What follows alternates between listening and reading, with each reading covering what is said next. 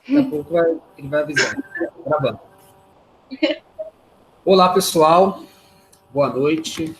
Aliás, tem que falar boa noite, bom dia, boa tarde, aí depende do horário que você vai estar acessando aí, né, esse material. Eu sou professor de filosofia, Rafael Sacramento. Hoje a gente vai falar aqui sobre, fazer um bate-papo, né, sobre os métodos contraceptivos.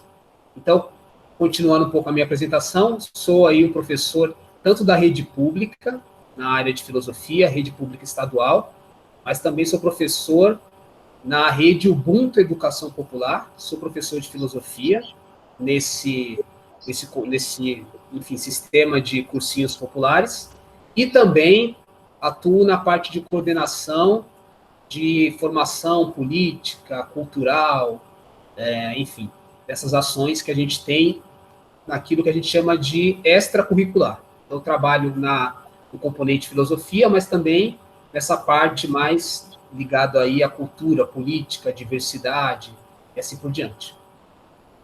Temos também aqui a Germaine, que também é da rede, ela vai se apresentar um pouquinho. Germaine, é com você. Ah. Oi, gente, eu sou a Germaine, eu tenho 18 anos, eu terminei o ensino médio no passado e faço parte também da Rede Ubuntu desde o ano passado.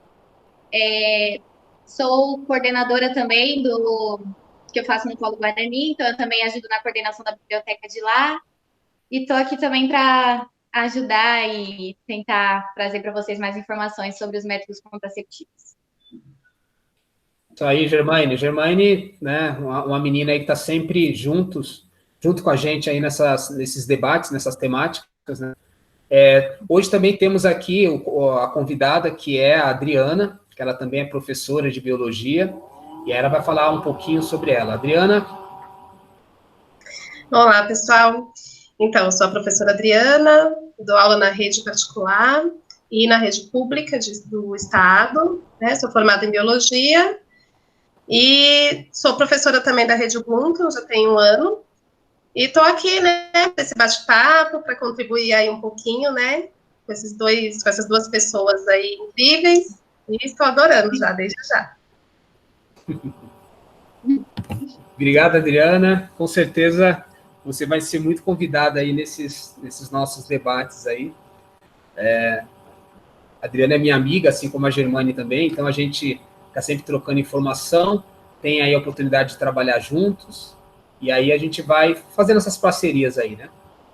Então, eu gostaria de falar também que esse material que a gente está produzindo, ele tem, com certeza, um foco aí na rede Ubuntu, que, como vocês perceberam, nós todos atuamos nela, mas também a gente, como somos professores, temos aí contatos com alunos do ensino médio, que também têm as suas famílias, então a gente entende que esse material, ele é um material interessante, uma discussão interessante, para alunos, professores, para pais, mães, enfim, para toda a família de um modo geral. Só que ele é um material que a gente está fazendo toda uma instrução, claro que o fato de eu ser professor de filosofia, eu não sei tudo. O fato da Adriana ser professora de biologia, ela também não sabe tudo. O fato da Germane ser estudante, também não sabe tudo. Mas a gente se preparou minimamente para trazer para vocês aí uma discussão bacana. Espero que vocês gostem, beleza? Inclusive também é importante ter esse debate aqui, esse diálogo para os alunos, né, para os pais, professores, enfim, toda a rede, e principalmente para os jovens, né, que são os que mais sofrem com a falta de informação, né, os que mais têm problemas aí, sem orientação, sem conversa, enfim, também tem que ser focado neles. Perfeito, perfeito. Germane, quer fazer um comentário, Adriana, sobre essa questão Não, tá tranquilo, é bem isso mesmo, né? O foco é esse mesmo que vocês citaram aí. Tá bom. Então, o primeiro ponto que a gente gostaria de tratar sobre esse tema é o seguinte: gostaria de ter aí a opinião tanto da Adriana na questão aí, enquanto professora, enquanto mãe, enquanto mulher, mas também aí da Germaine. Vamos pensar um pouco qual a importância da gente tratar aí do tema da educação sexual, tanto na escola como na família. Eu começo assim, colocando um pouco a minha opinião. Eu acho que o tema educação sexual, ele é um tema que, embora a gente tenha o termo aí educação, não significa que só educadores devem falar sobre o tema, porque ele é um tema do dia a dia. Né? A educação sexual, a sexualidade, ela está em nós desde que a gente nasce. Então, acho que é um tema importante para a gente entender a si mesmo, entender o mundo, entender as pessoas. Também falando que quando a gente fala de educação sexual e ato sexual, são coisas diferentes. Nós somos seres sexuados, né?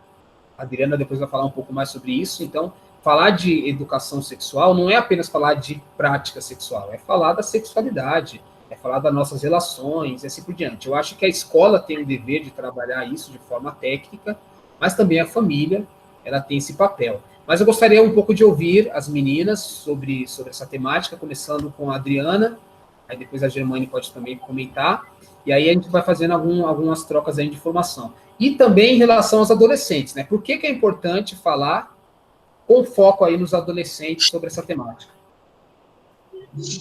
Certo. Então, a educação sexual, assim, ela tem uma importância, um impacto muito grande, né, na nossa sociedade.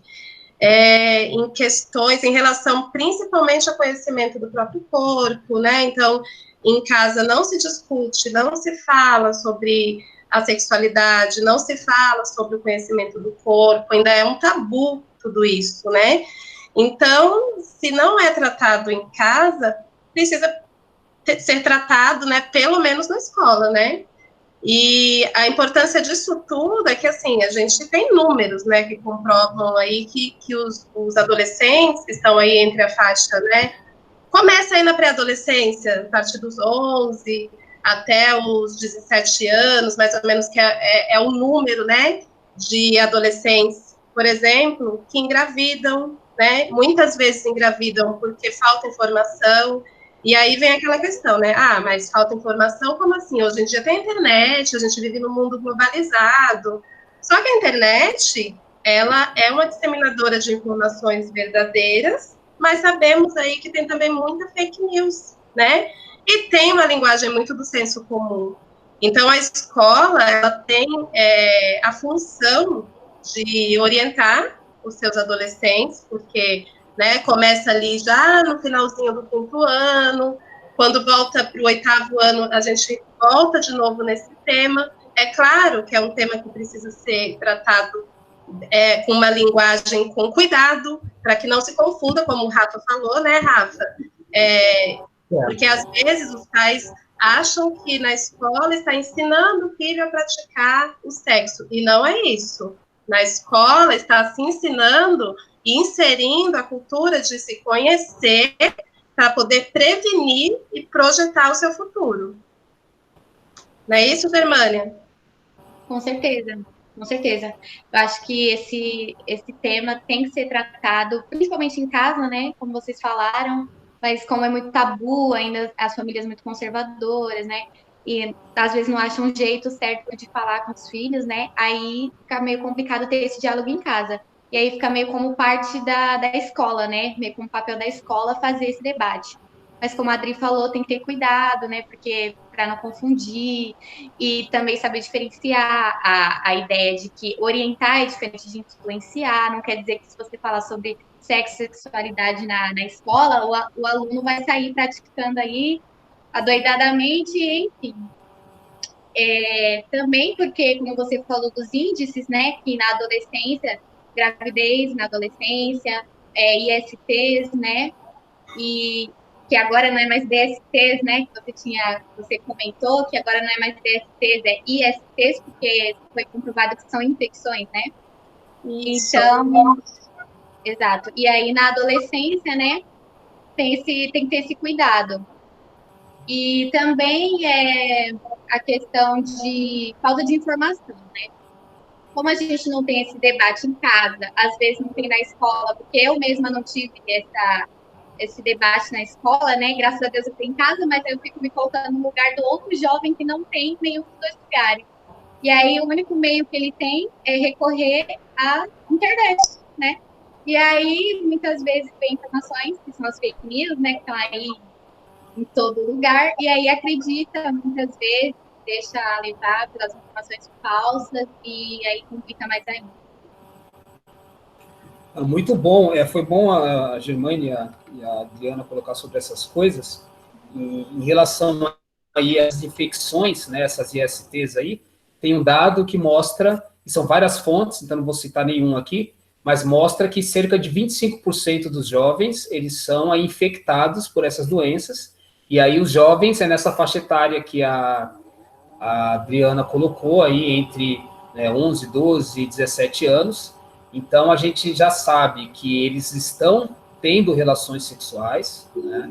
E além de estar tendo, mesmo que exista esse tema tabu nas escolas e na família, né, eles estão praticando esses atos sexuais e também estão se infectando. Então, com certeza, os dois dados, você fazer uma prática sexual inadequada e ainda se infectar, é por falta de informação, ou então uma informação errada, né, Adriana?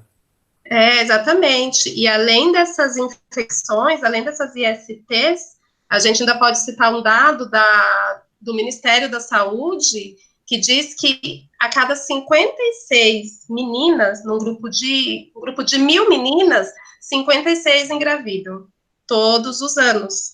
E a idade, assim, lógico, teve uma queda, né, até significativa aqui, né, no Brasil, porém, o nosso número aqui no Brasil é maior do que na América Latina. Então, isso mostra, né, a falta de informação, e lógico que isso também inclui outros problemas também, de abuso sexual. Então, é muito necessário, né, a educação sexual para o adolescente aprender a se conhecer e a se proteger, né, da forma mais adequada. Perfeito. E o interessante é que eu observei a sua fala anterior, Adriana, que você colocou o termo da gravidez na adolescência, e é interessante a gente colocar aqui que quando a gente fala de gravidez na adolescência, a gente está falando de um jovem masculino e uma jovem feminina que engravida, né? A gente não está falando só da questão da mulher, não é? Vocês que são mulheres aí, pode falar um pouco mais propriedade sobre isso. Então, e aí assim, né, Rafa, uma coisa vai puxando a outra, aí geralmente quem fica com a responsabilidade, quem carrega essa responsabilidade é a menina, né, porque muitas vezes o menino, né, é isentado de alguma forma, se isenta também, então por isso que eu falo que uma questão vai puxando a outra, e aí ocorrem, né, abortos mal sucedidos, então aí tem também a questão do feminicídio, assim, não um feminicídio em relação a que os meninos estão matando as meninas, né? Nesse caso que a gente está falando. Mas, assim, as meninas começam a morrer, né? Porque ficam desesperadas, vão tentar abortos mal sucedidos. Então, é uma coisa que vai puxando a outra, né? E esses dados são muito alarmantes, né? É que não tem uma divulgação, né? Perfeito. Perfeito. Sim. Quer fazer um comentário, Germane, tranquilo? Não. Só ressaltando mesmo que é sempre bom lembrar que é a menina, a mulher que vai sofrer no final pela nossa sociedade machista, né? E Exato. que é a mulher que sofre no final, sim. Infelizmente, né? E a gente tem que mudar isso. A gente está falando isso não é apenas por uma questão de informar, o machismo está aí, é assim mesmo, não. A gente tem que combater todas essas questões, né? O machismo, as ISTs, a falta de informação, combater as fake news. Então, a gente está tentando justamente estar desse lado correto da ciência, dos estudos e da informação, e não do lado da desinformação, que é o que muitas vezes acontece. Exato. Então, não é isso? Então, eu vou introduzir aqui o nosso primeiro tópico. Como a gente comentou, a gente vai estar fazendo um bate-papo sobre os métodos contraceptivos. E, né, no caso, a gente tem a ideia de passar, vamos colocar assim, pelos métodos de um modo geral, explicar um pouco cada um deles, fazer uma análise aí um pouco sobre eles. E aí a primeira parte importante dessa questão é que a gente sabe que os métodos contraceptivos, eles são divididos em setores que a Adriana vai explicar um pouquinho para a gente, que é o seguinte: de um modo geral, a gente fala dos métodos naturais, aí a gente tem dos métodos também, que é um outro grupo, os hormonais, a gente também tem os métodos de barreira, e temos também os métodos chamados cirúrgicos e também irreversíveis. Então, eu gostaria que a Adriana pudesse falar um pouco para nós como é que fica esses grupos, essas divisões aí que contemplam os métodos contraceptivos. Tá, o primeiro que você citou são os naturais? Isso. Como o próprio nomezinho já está dizendo, né, são aqueles que a menina, que por enquanto, né, ainda tem disponível para as meninas, elas não precisam usar hormônio, né, para evitar que o espermatozoide encontre o óvulo, para evitar que o embrião esteja implantado no útero, enfim, é um método natural. E a gente vai ter aí alguns tipos, né? O mais famoso é a tabelinha, o método de Billing, que a Germane e o Rafa vão citando aí ao longo. Tudo bem? Então, natural é aquele que eu não uso hormônio, medicamentos, né, para evitar uma concepção, uma gravidez. O próximo é o de barreira. Pode fala dos hormonais químicos. Hormonais. Então, aí depois vem esses hormonais, né, como o próprio nome está dizendo. Então, são os medicamentos, né, porque não deixam de ser medicamentos, que são a base de hormônios, né? Então, esses hormônios, muitas vezes, é passado para a mulher, né, chega lá no postinho de saúde, o médico só olha para a mulher e receita, você vai tomar essa pílula aqui, né, um comprimido. E muitas vezes não faz um exame, e tem estudos, né, dessas pílulas, o mal que ele faz no corpo da mulher, né, como o mais comum aí, a trombose, tá? Então, esses métodos hormonais, eles usam o próprio hormônio, tá bom? Para poder evitar a concepção. Então, foi bom a Adriana colocar essa questão, que não é só uma questão de você buscar um método necessariamente e aplicar ele porque alguém disponibilizou ele para você, mas tem que ver toda uma interação, como é que o seu organismo vai reagir, porque a gente está falando uma questão de saúde, né, Adriana? Então, não é simplesmente usar o método, mas ver aquele que fica mais adequado para o seu organismo, né? E justamente isso, quando a gente aprende isso na escola, que a gente tem que exigir os nossos direitos, eu vou chegar lá no postinho, o médico vai me passar, olha, toma aqui esse medicamento que o SUS disponibiliza, mas eu vou cobrar dele, eu vou falar, não, eu preciso fazer os meus exames, eu quero saber como que está a minha circulação, né, eu exijo que o senhor me peça para saber se eu posso tomar esse medicamento ou não. Então, esses medicamentos muitas vezes causam até mortes, né, de mulheres.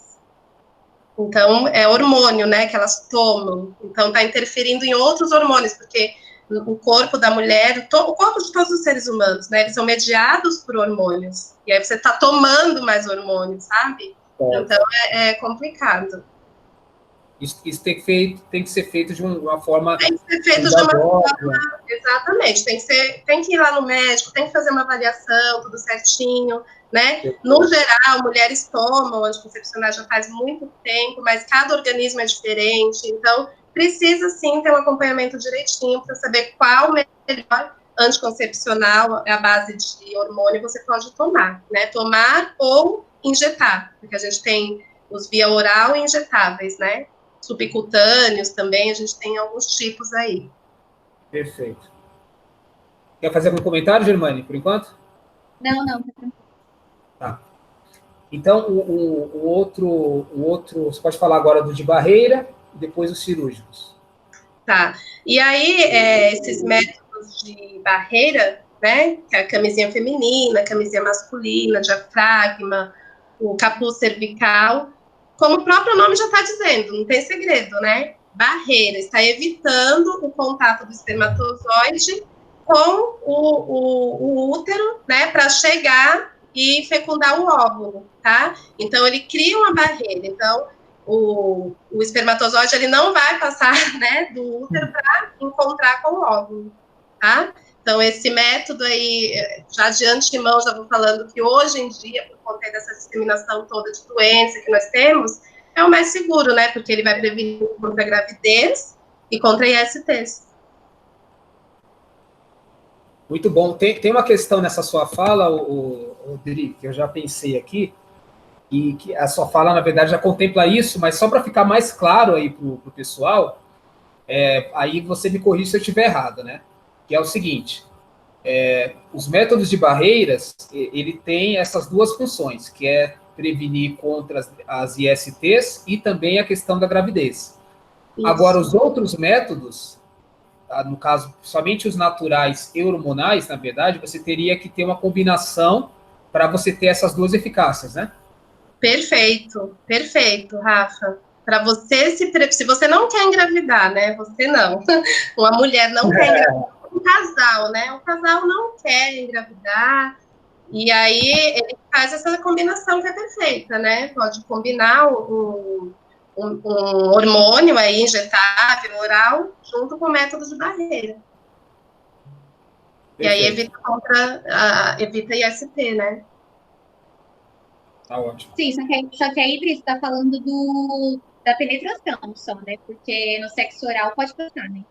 Isso, boa, né, Germane? Eu acho que esse ponto que você falou é fundamental, porque tem, né, uma certa resistência das pessoas acha que não vai pegar ISTs fazendo sexo oral sem camisinha, e isso não é verdade, né? As ISTs, elas são transmitidas também via sexo oral, então é importante, sim, usar preservativo nas relações de sexo oral, infelizmente. E isso é uma questão de hábito, né? Por isso que é importante a gente se conhecer, é importante a gente se informar, porque senão a gente fica ouvindo muito senso comum, as crianças, os adolescentes ouvem muito senso comum, que camisinha tem, parece, usar camisinha é igual de cavalo com papel, essas falas que todo mundo aqui já ouviu, né? E isso daí, ele já vai crescendo com essa cultura, né? E aí acontece a disseminação dessas ISTs. Né? Então, é muito importante no sexo oral usar a camisinha, sim. Até porque já foram inventadas camisinhas com sabores justamente para isso, né? Para não ter aquela desculpa que, é ruim. Exatamente, exatamente. É interessante falar sobre isso, e até eu tinha conversado um pouco com a Germane em relação a isso, porque, assim, teve toda essa fala que você colocou da questão de dar a impressão que você fazer ali um sexo oral com preservativo é como se você estivesse chupando uma bala de papel, então não tem o mesmo sabor, né? Perde ali a sua, enfim, o seu prazer ali pelo paladar e tal, alguma coisa nesse sentido. Então não acaba não sendo a mesma coisa. Só que aí entra aquela questão, como você colocou, que em vista de um mal maior, né, um perigo maior, que é a infecção de uma doença que pode até levar à morte, é melhor você, de repente, se privar de um determinado, entre aspas, né, prazer, sensibilidade, em vista de um bem maior. Mas aí, dentro dessa questão, gostaria que você comentasse o seguinte, porque assim, até que ponto a pessoa realmente ela está tendo um desprazer em fazer aí um sexo oral, no caso, com preservativo. Então, eu gostaria que você comentasse um pouco essa questão. E se existe algum caso que seria aceitável, no caso, um sexo oral sem o preservativo. Vamos pensar assim, gostaria que você refletisse sobre isso. Vamos pensar no caso, o casal, né, que teoricamente é casado, né, que, enfim, que não tem outros parceiros sexuais. Então, nesse quadro, seria indicado que poderia ter o uso do sexo oral sem nenhum tipo de barreira, ou mesmo nesse caso, deveria ter uma barreira, ter essa prevenção, e por quê? Boa pergunta. É assim, né, essa questão aí de fazer sexo oral e usar camisinha sempre, a gente ouve muito, né, eu mesmo quando eu estou dando aula, os adolescentes, eles falam isso, né, E eu acho, assim, no meu ponto de vista, que é um ato de você pensar em você, em pensar no seu parceiro e decidir se cuidar, né? Então, eu acho válido, no caso, né, que a pessoa não tem esse parceiro fixo, né? Dos dois pensarem no melhor método para eles e os dois se cuidarem, porque aí depois, se acontecer, se vier a ter algum IST, eles vão ter que arcar.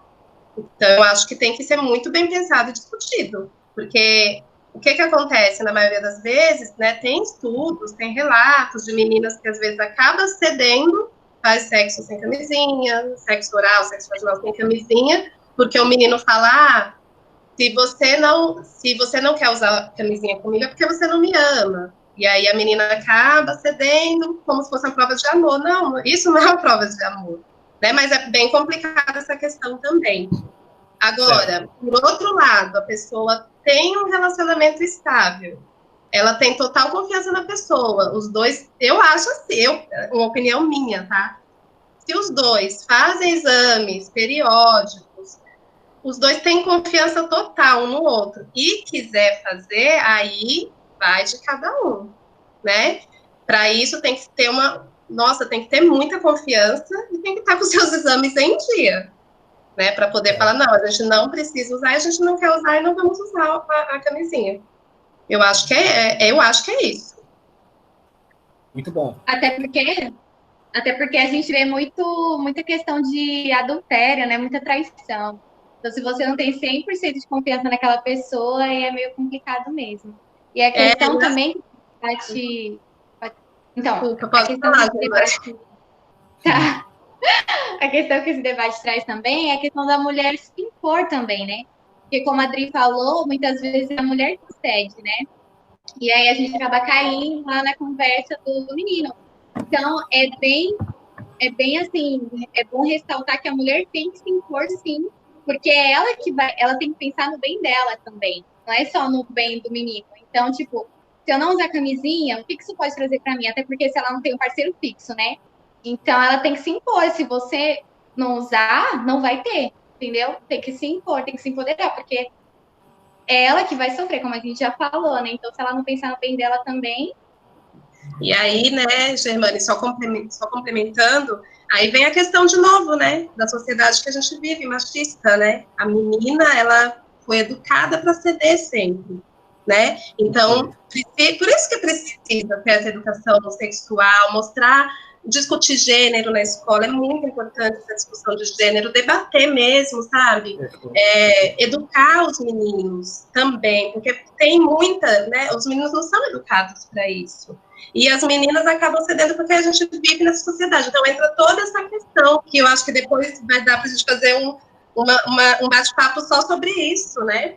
Perfeito. Então, tem a questão também, Germane, do adultério, e assim, tem dados que confirmam que há um crescimento de pessoas, por exemplo, soropositivas e que são casadas, né? Tem um crescimento enorme aí de infecção por HIV em pessoas casadas e na terceira idade. Olha só isso, olha esse dado, a gente não imagina. Então, por isso que eu falo, para você, né, deixar de usar um preservativo, você tem que ter muita confiança e os dois têm que estar com os exames em dia. Isso é uma questão de amor, né? Sim. É muito bom essas colocações, né? E aí eu também gostaria de complementar, colocar mais uma questão, que além dessa questão do empoderamento feminino, que eu acho que é importantíssimo, como vocês colocaram, a mulher tem que realmente se colocar, se posicionar, porque de um modo geral, ela que acaba sendo não só aquela que cede, mas também aquela que fica, que arca com toda a consequência, né? Infelizmente, desse ato. Então, se há uma questão da gravidez na sociedade estruturalmente machista, é culpa dela e responsabilidade dela. Se há uma infecção, é culpa dela e responsabilidade dela. Então, até mesmo para essa mulher se proteger ainda mais numa sociedade que ataca muito ela, é muito melhor que ela se posicione e tenha o amor próprio, porque não adianta você ter o amor pelo seu parceiro, né, pelo seu conquistador, esse amor não pode ser maior tem que ser no mínimo no mesmo tamanho. Agora, maior, o amor por ele ser maior do que por você, aí você vai colocar numa condição muito delicada, porque aí você vai ceder, você vai ficar depois sozinha na história, que ele vai te abandonar. E se ele está te impondo essas coisas, ele não gosta de você, porque amor significa respeito. Então, se ele gosta de você, ele vai querer te proteger. A primeira coisa que ele vai querer fazer é te proteger e não te colocar numa zona de risco, né? Então, acho que tem que ter um diálogo entre ambos e não pode ter uma coisa, aquela conversa, aquele ditado que a gente fala, quando um não quer, dois não briga, tem que ser uma regra. Se ela não se sente confortável em fazer aquilo que ele está propondo, não deve ser feito. Acabou. Ou os dois querem se sentir confortável, ou não tem acordo. Porque senão, sempre quem vai perder nessa história é a mulher, como a gente já viu, né? Perfeito. Exatamente. Exatamente. E esse debate é que a gente vê que é fundamental para esse empoderamento feminino. Por quê? É muito difícil, assim, na juventude, né? A gente encontrar um menino, por exemplo, um parceiro sexual, que ele, tipo assim, ele fale para você, não, a gente vai se prevenir. É muito difícil. Realmente é a mulher que tem que falar, porque os meninos não querem. E, assim, a falta de informação gente, assim, leva a coisas que são inimagináveis, porque os meninos, né, costumam falar que a camisinha, não vou usar camisinha porque não é a mesma coisa, não me causa prazer, né? Realmente não é a mesma coisa, né? Só que não causa prazer, sim. Até porque a camisinha é uma segunda pele. Então, você falar que, eu não gosto de usar camisinha porque não causa prazer, não vou ter prazer. E muitas meninas caem nessa conversa. Então, não usa não, porque é chato, né? Incomoda e tal. E acaba caindo. Justamente porque não tem aquela informação que a camisinha, ela causa prazer. É isso mesmo, concordo com vocês.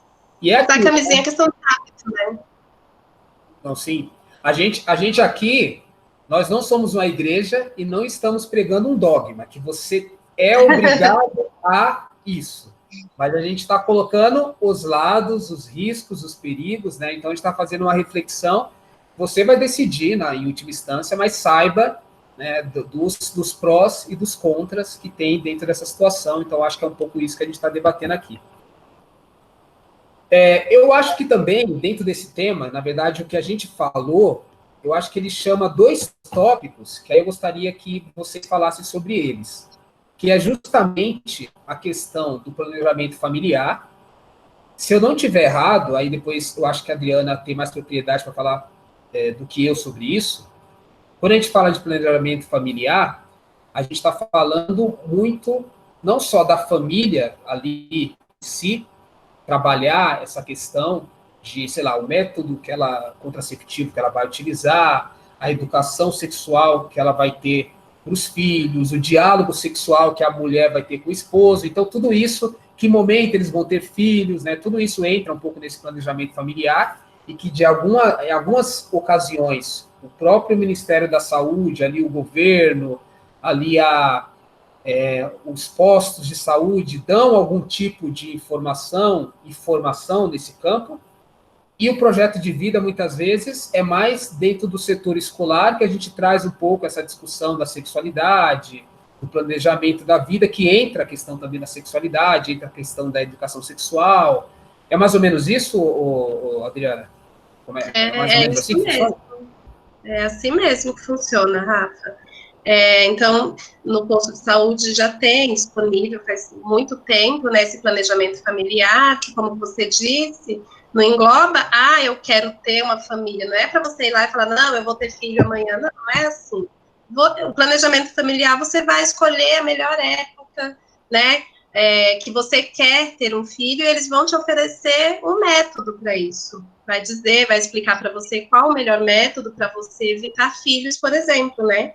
Então, não precisa ser necessariamente um casal, né, que acabou de se casar e que tem que ir lá e fazer planejamento, não. Uma menina que teve a primeira relação sexual, ela pode ir no postinho, né, pedir informações e ela vai ter toda essa orientação. É isso mesmo que você falou, Rafa. Perfeito. E o interessante é que a gente tem, por exemplo, nos postos de saúde, a gente tem psicólogos, a gente tem assistente social, inclusive entra a questão financeira, porque às vezes o casal quer ter filhos, tem esse sonho, tem esse desejo, mas financeiramente não tem essa condição ainda.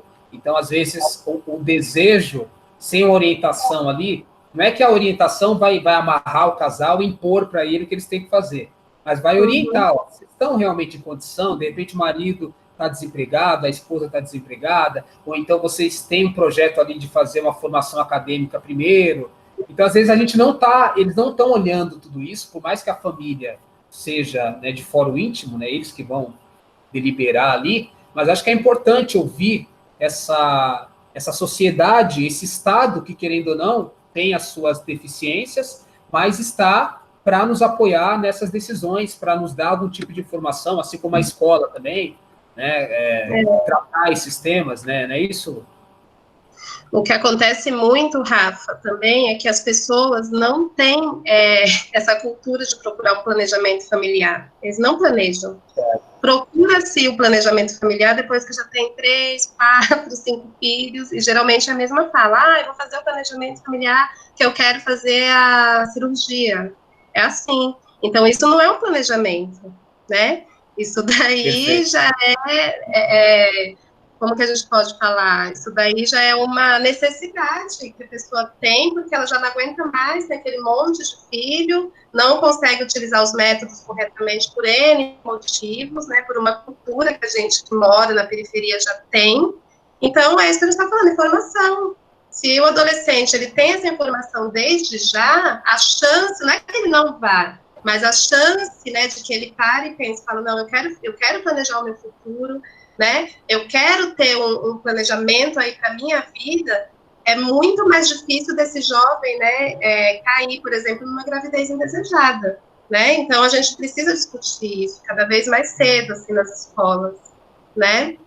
E em casa também seria o ideal, mas em casa é tabu, né? Não fala-se sobre Sim. isso, né? Eu, como mãe e professora, eu falo com meus filhos desde sempre de forma natural, não fico também empurrando informação, não. À medida que eles vão vindo, vão crescendo, eu vou explicando. Natural, né? E nós, tenho certeza que eu, você, a Germane, não que ela já falou, mas você, a gente não tinha esse diálogo em casa, né? Sim. Então, eu posso até me citar como exemplo, porque eu fui mãe aos 16 anos. Então, hoje eu posso falar com toda a propriedade, né? Não tinha isso.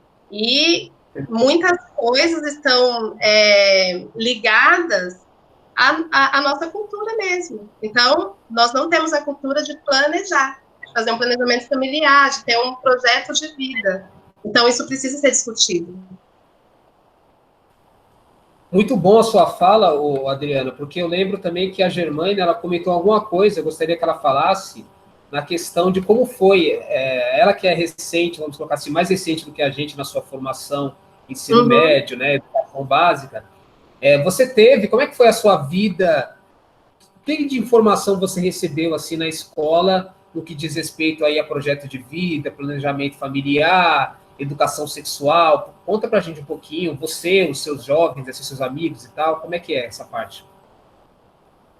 Bom, para ser sincera, na escola eu nunca tinha ouvido essa questão de planejamento familiar. Na verdade, a primeira vez que eu estou ouvindo é aqui com você.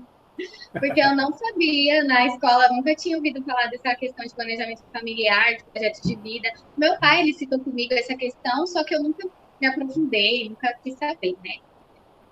Então, na escola, eu realmente não tive acesso, e eu sempre fui, assim, uma aluna que eu sempre quis ter aula de sexologia na escola, né? Sempre quis saber sobre os órgãos, enfim. E sempre colocavam na minha cabeça, no próximo ano vai ter, no próximo ano vai ter, no próximo ano vai ter, e aí, enfim, eu terminei a escola e não vi. Então, né, graças a Deus, eu falo que eu sou privilegiada, porque eu sei que muitos jovens não têm isso. Então, na minha casa, a minha família sempre foi muito aberta comigo para falar sobre essas coisas, sempre me ensinaram, sempre dialogaram comigo, sempre me orientaram muito bem. Então, graças a Deus, eu tenho isso em casa, né? E eu acho que também tem que que frisar aqui a questão que as pessoas têm que tomar cuidado, como a Adri já tinha falado no começo, eu acho super importante ter cuidado ao falar sobre o sexo, né? A falar sobre, porque muita pessoa fala, só que é mentira. Tipo eu, vou dar um exemplo aqui, antes de eu iniciar, perdi a minha virgindade aqui, vou falar aqui, eu sou perdi a minha virgindade aqui, perdi a minha virgindade com 15 anos.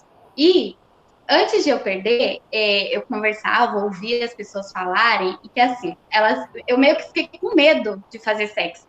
Porque as pessoas falavam meio que, nossa, era assim, aumentando as coisas, sabe? Coisa que não tinha nada a ver.